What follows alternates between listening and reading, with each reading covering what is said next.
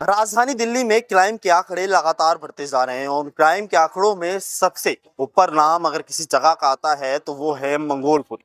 ऐसी ही एक और वारदात मंगोलपुरी के जे ब्लॉक से सामने आई, जहां पर कुछ नाबालिग लड़कों ने दो युवकों पर चाकुओं से हमला कर दिया, जिसमें अरुण कुमार की मौत हो गई है। मेरा दोस्त आया था, उसके साथ बदतमीजी करी गई, उस पे चक्कू चलाया गया, फिर मेरे पे चक्कू चलाया गए।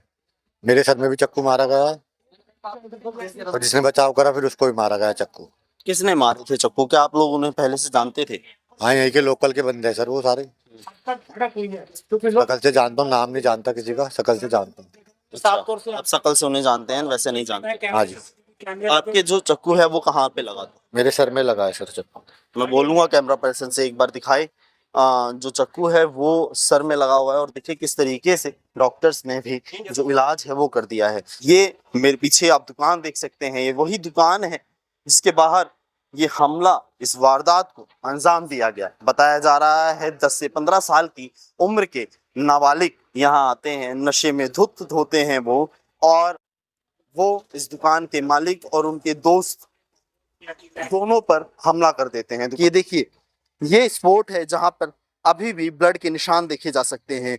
पुलिस की जो मार्किंग है वो लोगों के आने जाने से मिट चुकी है, लेकिन ब्लड जो है वो अभी भी देखा जा सकता है। और यही दुकान है जिसके बाहर इस पूरी घटना को अंजाम दिया गया। सीसीटीवी कैमरा की फुटेज में आप लोग साफ तौर पर ये देख सकते हैं कि किस प्रकार से 3 युवक यहाँ आते हैं और अचानक से चाकुओं से ताबड़तोड़ हमला कर देते हैं। ये 3 वही युवक हैं जो लगातार चाकुओं से हमला करते हैं और यहाँ से फरार हो जाते हैं। कोई वारदात को अंजाम देना है? लूट की वारदात नहीं थी, वैसे लड़ाई करने के मन में थे, पी रखे थे, नशे में थे वो सब। अच्छा। हाँ। किसी प्रकार की पहले कोई आपसी रंजिश रही हो? किसी तरह कोई रंजिश नहीं, कोई भी लड़ाई? कोई रंजिश नहीं, कोई लड़ाई नहीं। वो नशे में। कितने बजे का समय था? 9 साढ़े 9 बजे का टाइम था। 9 साढ़े 9 बजे रात के। कितने लोग थे? 6 जने थे वो। किस उम्र के? 10 से 15 के बीच में। 10 से 15 साल के 6 बच्चे नाबालिग आते हैं और वो चाकू छुरी चलाकर यहाँ से चले गए। हाँ जी, हाँ जी। अरुण कुमार की डेथ हो चुकी है। हाँ जी। और अरुण कुमार यहीं पीछे ही रहते हैं। हाँ जी। तो देखिए, अरुण कुमार जी की डेथ हो चुकी है और सचिन से हमने बात करी है।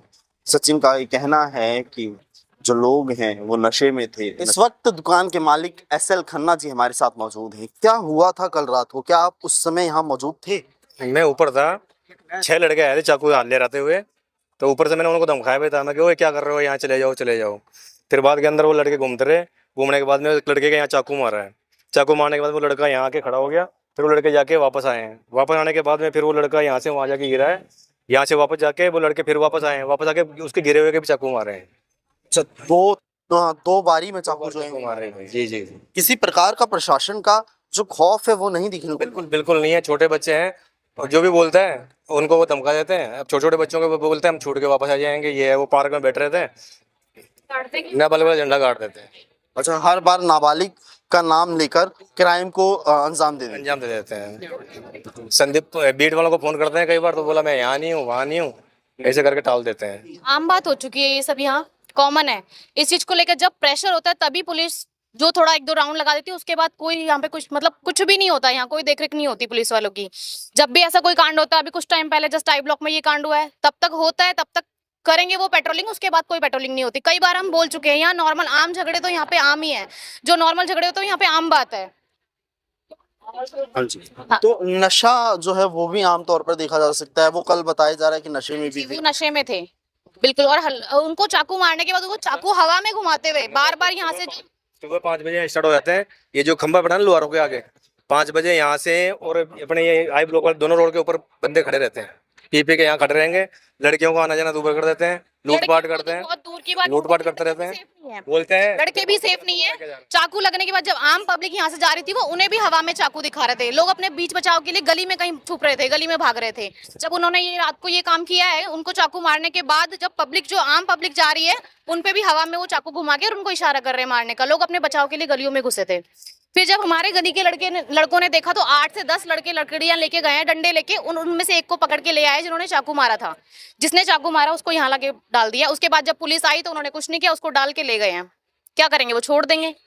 ऐसा नहीं होना चाहिए ना। नाबालिग होने का फायदा। एक चीज और बोलना चाहूंगी, ये जो सजा, ये जो नियम बनाया हुआ ना कि नाबालिग है उन्हें बाल सुधार गृह में भेज दिया जाता है, ये नहीं होना चाहिए। जो बालिग के लिए सजा है सेम वही सजा नाबालिग के लिए भी होनी चाहिए, यही कहना चाहूंगी बस मैं। भारत देश में 5 वर्ष से अधिक का बच्चा ट्रेन की टिकट लेने योग्य हो जाता है, हाँ, लेकिन तो फिर- सजा लेने योग्य नहीं। तो वो लोग यही बोलते हैं ना, नाबालिग है हम तो छूट जाएंगे 2-4 साल में, उनको बढ़ावा मिल जाता है ना। बढ़ावा कौन दे रहा? सरकार दे रही, क्योंकि उन्होंने ये नियम बनाया हुआ है कि नाबालिग है इसे बाल सुधार गृह में भेज दिया जाए, 2 से 3 साल में उन्हें वापस छोड़ दिया जाता है, तो उन्हें बढ़ावा मिला हुआ है। बाल सुधार गृह में भी आपको बता दूं कि उन्हें सिर्फ समझाया जाता है, पढ़ाया जाता है, किसी तरीके की कोई ऐसी ट्रीट नहीं दी जाती जिससे वो क्राइम करने से बचें।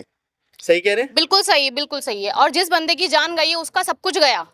वो अपने हस्बैंड, अपनी वाइफ के साथ और छोटी बच्ची के साथ यहाँ रहता था, अब कौन है उसकी वाइफ का, उसकी बच्ची का तो कोई नहीं, उनका तो पूरा फ्यूचर खराब हो गया ना।